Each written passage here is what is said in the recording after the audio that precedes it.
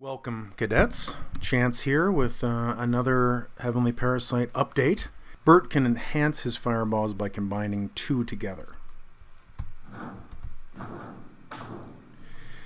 These fireballs now stop when they hit an enemy instead of passing through, and they also are smaller, so they're easier to teleport through or to low profile under them. So that's a nerf. But Bert also received an upgrade, in my opinion, to his install and how it affects his fireballs. Before, the fireballs that you produce when you combined a big, powerful install fireball, such as this, with one of his other fireballs, was an explosion that did a good damage and did damage on block. Now, he creates a much larger fireball that still functions the way his other fireballs do, meaning that they continue to move along the screen and in the trajectories that you're expecting. And they do more damage. These are also larger and harder to get around. Effectively, we've nerfed Bert's combined fireball at the first level, but buffed his install version. Bert also got an upgrade to his weapon super. This now will hit enemies that are on the ground. It still does more damage against an enemy in the air, but it covers more space. Couple changes for Lois. Skinny Lois now has an improved anti-air weapon attack. As you can see, it reaches much higher and it's still really fast. And she also has better range on her forward weapon attack. Big Lois has had her damage buffed a number of places throughout her kit. Lenny's got a slight buff to his square drone. As you can see, this one now homes in on the opponent and can be thrown in two different locations. It still will detonate in proximity to the enemy or after a set amount of time, but the fact that it tracks them on its own will make it more useful, I believe, especially for Oki. Carl has received a buff to his weapon attacks, specifically the forward weapon and the down-back weapon speed. Carl got an upgrade to his teleport attack. It now hits a further distance in both directions.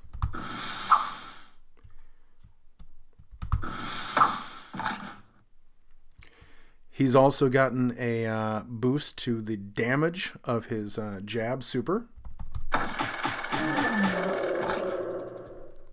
And his tentacle throw has received a kind of combination buff nerf. It now is reflectable before it expands into a full tentacle and is more visible, but it also hits on the way up. Carl has also improved his mix-up game as his neutral jab can now cross up.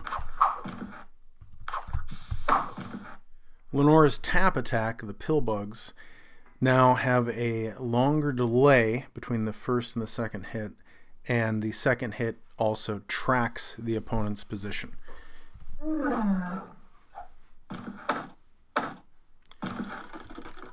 This will allow you to keep opponents locked down longer, even if they block.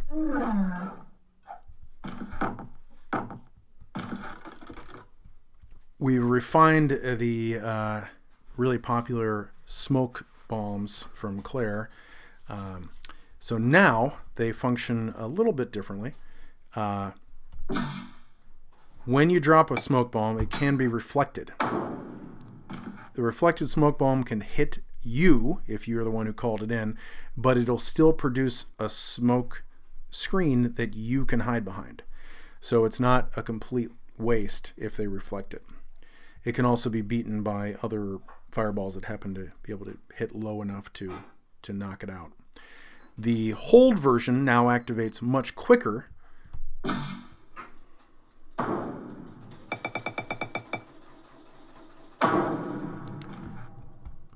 And the explosion comes out all at once, covering the screen completely for the time that it's up.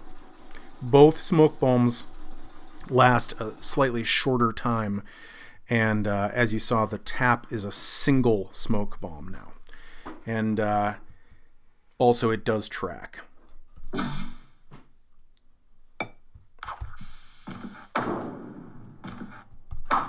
Ahab's tap attack has been changed yet again.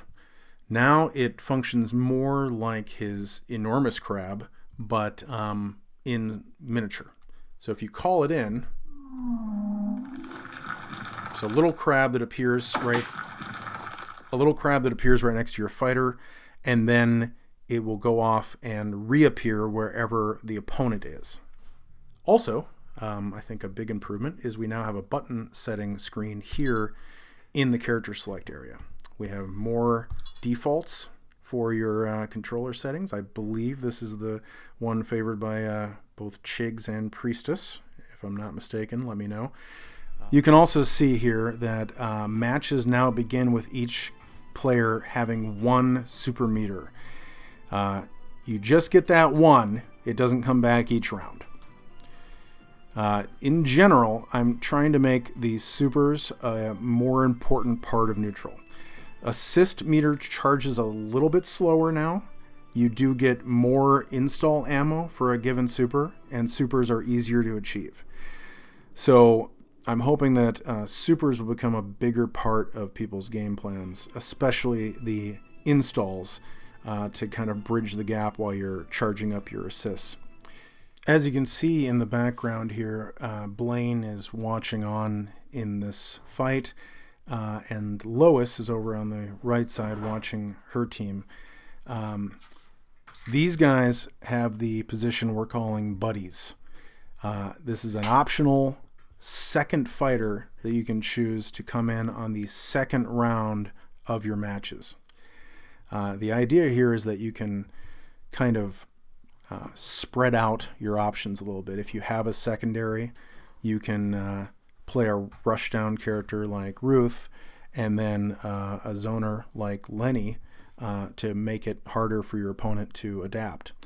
Or you could choose to do something like take a character that's good at gathering super meters like Carl, put him in the first round, and then someone who has a little bit more trouble with it but has good super options like Bert as your secondary character.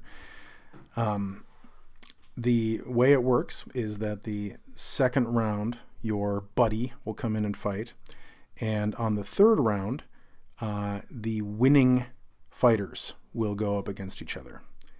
So you are basically giving up your second round with your favorite character to sort of have the option of fighting your opponent with two characters. The other advantage to this is that we can now play 2-on-2 matches where you and a buddy both control separate fighters but the same set of assists, which I think will present some interesting team building scenarios where you need to try to find an assist setup that will work well for both fighters. One aspect of playing cooperatively is that it's the buddy in the background that controls the assists. So you'll need to get some coordination with your co-op partner so they don't leave you hanging out there in neutral. We've also changed the input leniency for perfect combo enders. And the damage boost from these perfect timing combos has been improved. In other news, we're going to, I've got the standees in here. Thought you guys might want to see them. I think they turned out okay. And also wanted to announce that I had the idea to try to run a Kickstarter for a prize pool for Combo Breaker. We had someone, Duck King, who gave us some kind of a donation to to the prize pool for the Frosty Faustings tournament, and I just thought it would be nice if we tried to open it up to more people so that we could have a prize pool for our tournament like the, real games have. We're also going to be in the Combo Breaker listing of tournaments, and so it's going to be a little bit more populated, and we'll have a little bit more, legitimacy this year. So I thought that was good news. Let me know what you guys think. If you have any thoughts about running a Kickstarter to try to gather prizes for the first, second, and third places in the Combo Breaker tournament, and all the other stuff that I've described this time around. Thanks.